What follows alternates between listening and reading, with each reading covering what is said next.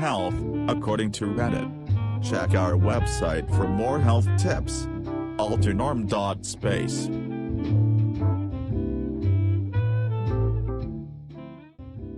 Flaxseed, trouble determining fact from myth.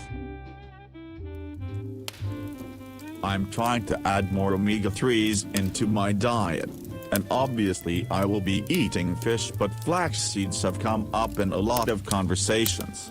I did some digging and I find a lot of websites saying it's amazing for omega-3 inches, and I've heard some research say that it's either an insignificant source or even your body can't absorb a substantial amount from flaxseed. Both views cited sources, so I'm a bit confused if it's just mom science selling the generous seed of the month, or if it's actually rooted in science. The thing is, all those requirements are supposed to be for optimal health and longevity. You can live a lot without meeting them completely. Plus, back in the day, there were much less processed food, which might disturb the omega-3-6 ratio. Simple, they lived until the ripe old age of died in childbirth. One of the huge reasons for our longevity in modern society is our access to all kinds of nutrition. Living until dementia and cancer age is a fairly new thing. Not to say that it didn't happen, but it wasn't the norm, that's for sure. Brains and eyes do most of their development in the womb. Not only do premenopausal women convert the best, but they store DHA and DPA in body fat and convert even more during pregnancy and breastfeeding. Their requirement for brain health is very low, around 3 to 4 mg/day. Egg, beef liver or any meat liver. Eggs, especially country hens, are higher in their 100 to 120 mg/100 grams.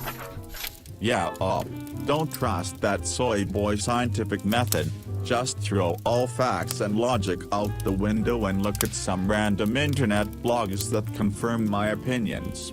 What exactly are you doing on this subreddit if this is your approach to nutrition?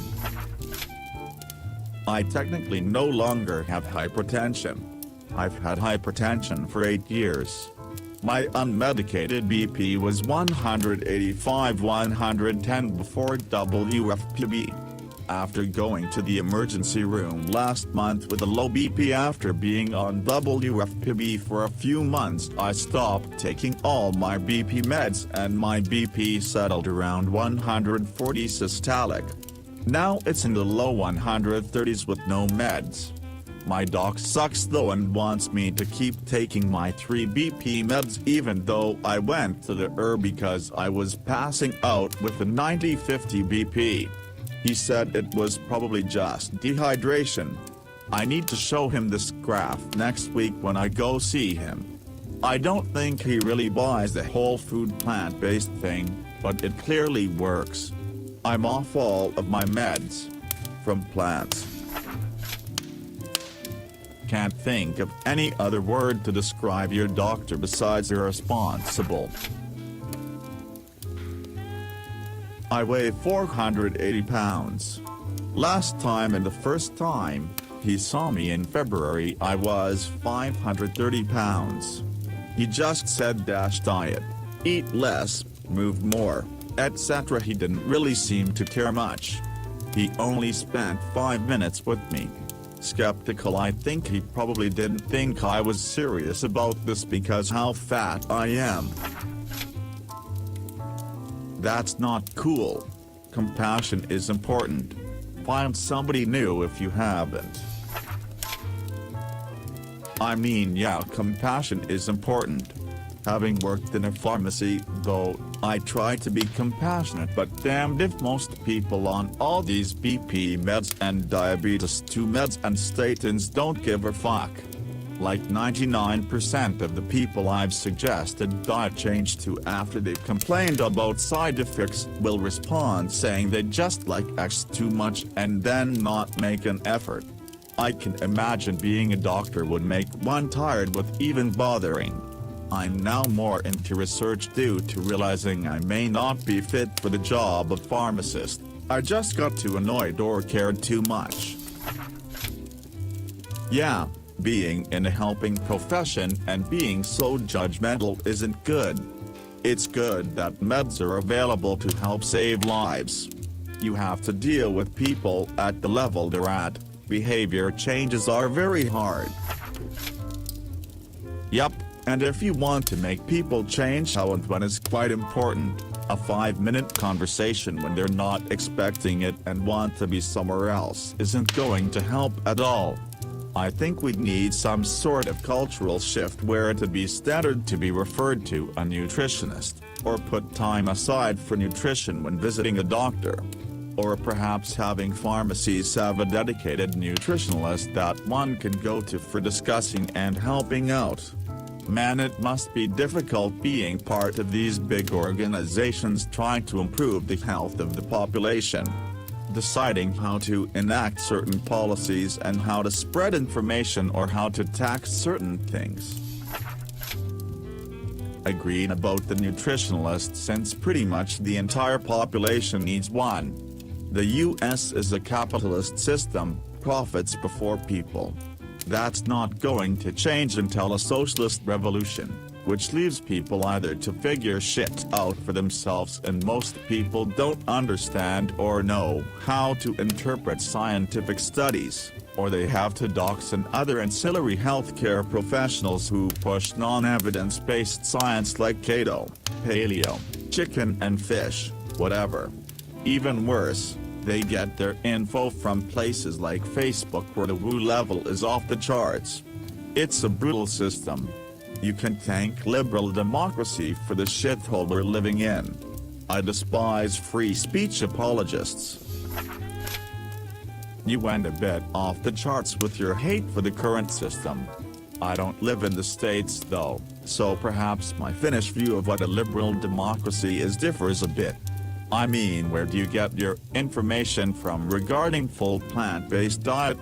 I've done my reading of scientific articles, but it's not as if it's conclusive that this is without a doubt the best diet to be on.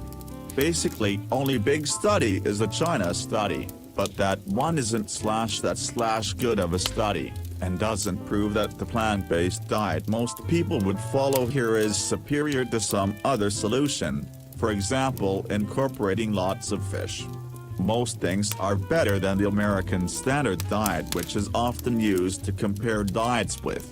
I do feel the annoyance at people touting all kind of random diets though.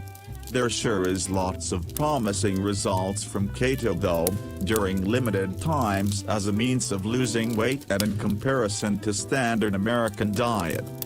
I was just surprised at your anger coming out randomly. Smile, I think I'm going to go to bed now.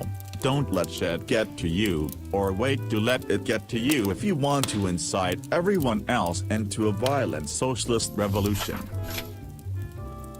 That's exactly what my doctor friends have said. After a while, no one, seriously, that doesn't mean very few, but no one, loses weight. And you realize that if they're not going to lose the weight, at least you can manage their symptoms. That's not atypical.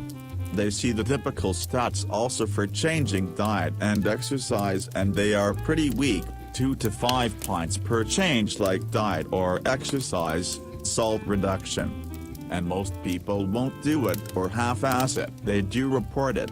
So those end up being the typical numbers they see for results. So they recommend BP medication because that's their best tool.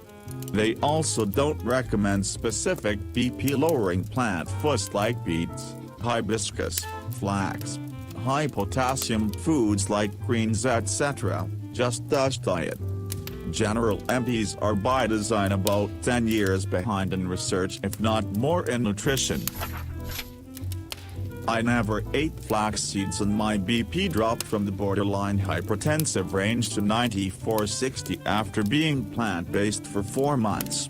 I have a plant-based doctor. Kaiser is now recommending all their patients see WFPB, and they sell all the popular books in their bookstores, and even he was stunned. He said most patients don't make the changes. My overt fat intake is about 2-3 walnut halves and 1 ounce of avocado a day. And that's our video for the day. See you next time, here on Health According to Reddit.